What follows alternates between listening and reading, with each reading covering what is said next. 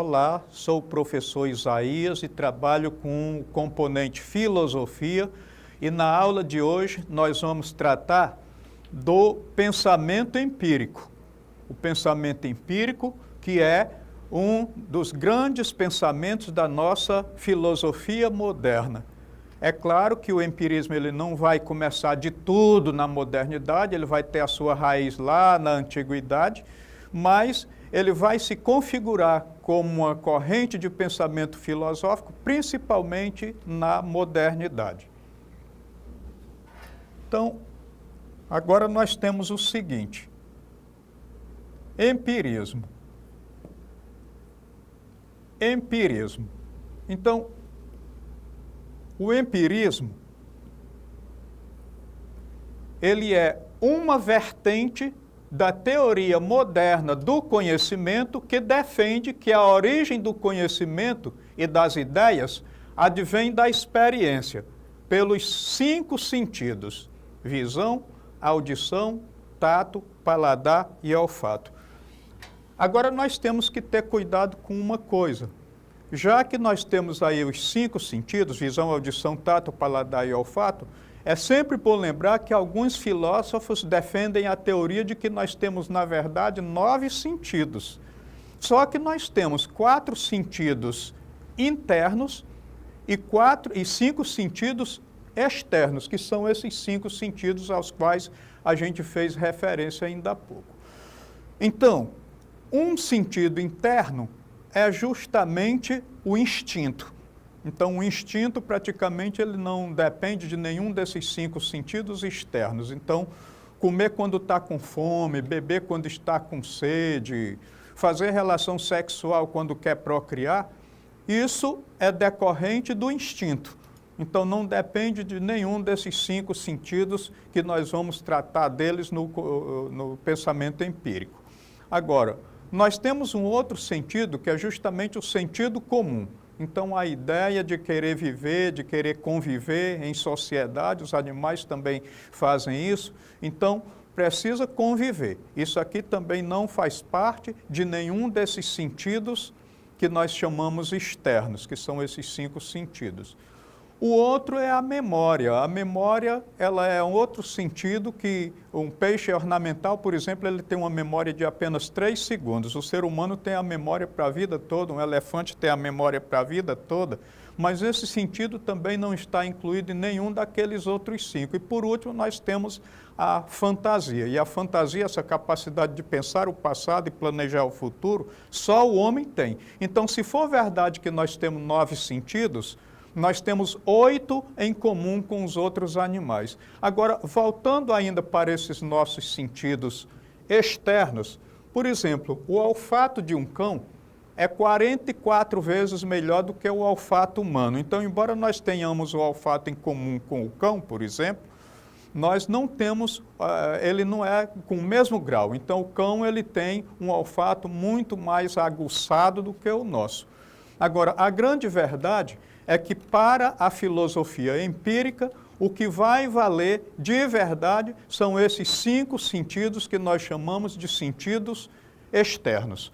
Bom, então, o empirismo é uma corrente filosófica referente à teoria do conhecimento que tem suas origens na filosofia de Aristóteles. E aqui nós temos uma briga muito grande entre Aristóteles e Platão, porque o Platão defendia que tudo que existe no mundo material é cópia mal feita, cópia imperfeita daquilo que existe no mundo das ideias. Então eu tenho só uma ideia de casa no mundo das ideias, então Platão é de certo modo um racionalista, para todas as casas grandes e pequenas que nós temos na realidade, aqui no mundo sensível. O Aristóteles vai condenar esse pensamento e vai dizer que não, a ideia das coisas está nas próprias coisas. Então, quando eu vejo casa grande, casa pequena, casa retangular e casa quadrada, eu acabo criando um genérico de casa na minha cabeça, que não é nem a casa pequena, nem a casa grande. É uma referência geral daquilo que é casa, num processo que ele vai chamar de abstração.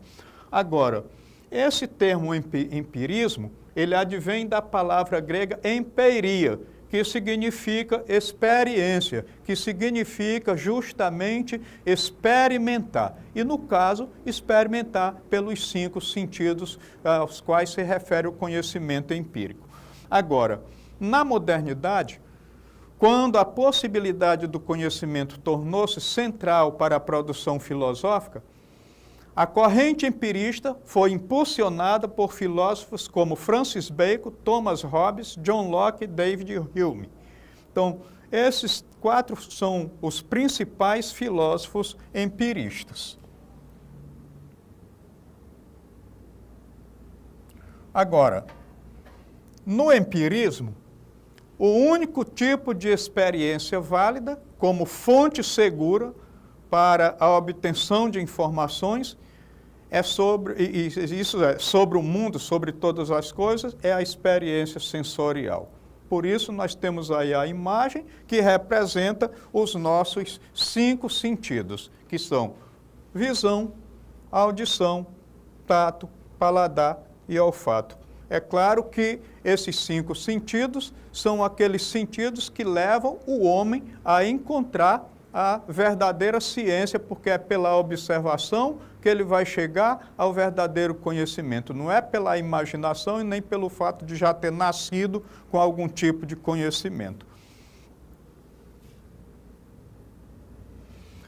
Dando continuidade, então agora nós vamos falar um pouco mais a respeito dos principais filósofos que vão tratar do pensamento empírico. O primeiro deles é o filósofo inglês Thomas Hobbes. Então, Thomas Hobbes ele vai dizer o seguinte: o conhecimento é advindo da experiência, que é constituída pelo conjunto dos graus de conhecimento, ou seja, pelas sensações, pelas percepções, pela imaginação e pela memória. Agora, o mais interessante é saber que essa ordem ela não pode ser invertida, mas segue essa ordem lógica. Agora, Thomas Hobbes é aquele filósofo que também escreveu o livro chamado Leviatã, onde ele vai dizer que o homem no estado de natureza é lobo do homem e que o homem ele só vai viver bem quando ele cria o estado de direito, porque tendo lei e tendo rei, ele vai governar de tal modo que as vontades individuais sejam submetidas à vontade geral. Então, ele é esse filósofo que, além de tratar da teoria do conhecimento referente ao empirismo, ele vai tratar também muito da teoria política. Bom, então nós temos aí um segundo filósofo, que é o John Locke. John Locke também é inglês, ele vai dizer que o ser humano é como uma tábula rasa, uma folha em branco, e passa a obter o conhecimento a partir do momento em que vai vivendo e, consequentemente, segundo a teoria da tábula rasa, sendo rabiscado ou marcado por essas experiências. Então, Locke ele vai se opor radicalmente ao racionalismo do René Descartes, que defende a teoria das ideias inatas. Então, o que o John Locke está dizendo? Ele está dizendo que quando nós nascemos, a nossa cabeça não tem nada, a nossa alma não tem nada. Tudo vai ser completado a partir do momento que a gente começa a ver, a ouvir, a sentir na pele, aí a gente começa a produzir o conhecimento que a gente vai guardar depois na memória e depois a gente pode também utilizar.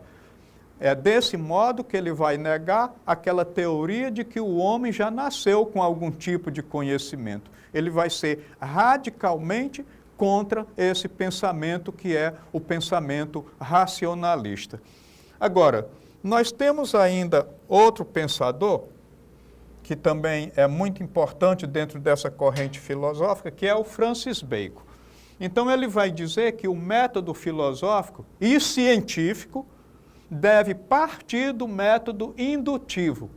Esse método a gente vai falar daqui a pouco, que surge com base na observação da repetição de eventos. Então, eu não posso ver uma única águia voando e já chegar à conclusão que a águia é uma ave voadora. Eu preciso ver esse fenômeno se repetir, não apenas com uma única águia, mas com várias outras, para mim poder criar uma generalização. para mim poder dizer que a águia é uma ave que é tendenciosa ao voo. Eu não posso pegar, generalizar imediatamente pela uma única visão que eu tive a respeito daquela águia que voou. Bom, agora, Bacon ele afirma que é a partir dessa experiência também de vida que um agricultor conhece o tempo de plantar, o tempo de colher e assim por diante. Agora, uma coisa também interessante a respeito de Francis Bacon é que ele vai dizer que para que a gente tenha o verdadeiro conhecimento, a gente tem que combater os ídolos, que nós vamos falar deles também.